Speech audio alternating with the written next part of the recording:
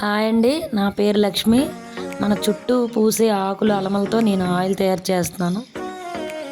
ఆయిల్కి కావాల్సిన ఇంగ్రీడియంట్స్ అన్నీ గోరింటాకు, కరివేపాకు, మందారాకు, వేపాకు, తులసాకు, నేలేము, గుంట కలగరాకు, మందార పువ్వు, సంపింగ్ పువ్వు, మెంతులు, ఉసిరిపప్పు, వంగ మొగ్గ, ఖర్జూరాలు.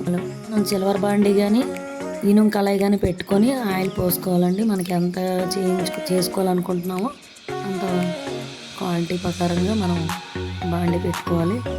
ముందుగా మనం గోరింటాకు, కరివేపాకు, నీలేము, గుంట కలగరాకు ఇవన్నీ ఒకటొక తర్వాత వేసుకోవాలండి. మందారాకు అన్నీ వేసుకొని వేపాకు, తులసాకు కొద్దిగా లేట్గా వేసుకోవాలండి. అవన్నీ ఒక 10 నిమిషాలు, నూనె దించే 10 నిమిషాల ముందు వేపాకు, తులసాకు వేసుకుందామండి. ముందుగా అన్నీ వేసుకొని మనం బాగా కలవపెట్టుకోవాలి. ఇవన్నీ కూడా మనకు ఇంటి పక్కన అందుబాటులో ఉండేవేనండి. ఇవన్నీ సింపుల్గా మనం తయారు చేసుకోవచ్చు అనేది. నేనేం చేశానంటే సంపింగ్ పువ్వులు కొనేసి ఆరబెట్టుకున్నానండి నీళ్ళలోనే. అలాగే ఉసిరిపప్పు ఒక అరగంట నానేసాను, అది నీరు వడకెట్టేసి పక్కన పెట్టుకోవాలండి. మెంతులు కూడా ఒక గంట నానబెట్టుకొని నీరు వడకెట్టుకోవాలండి.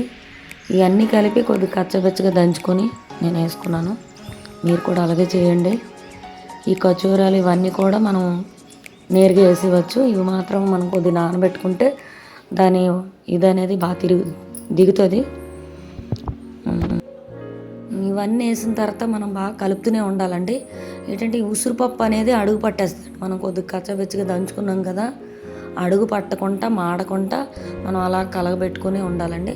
అలా అరగంట 30 గంటలోపు మనం కలగబెట్టుకొని మరగబెట్టుకోవాలి. ఒకటి వేసుకొని 10 నిమిషాల ముందు వేపాకు, తులసాకు వేసుకోవాలండి.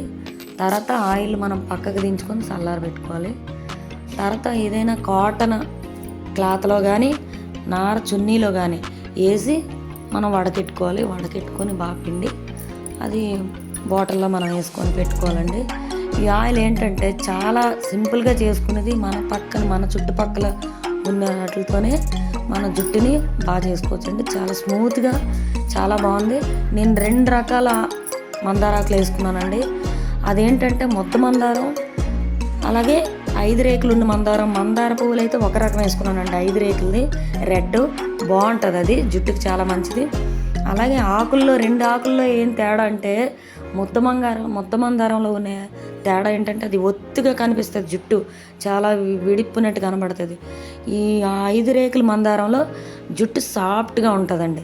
అందుకే నేను ఈ 2 ఒత్తుగా ఉండడానికి 2 కలిపి వేసుకున్నానండి.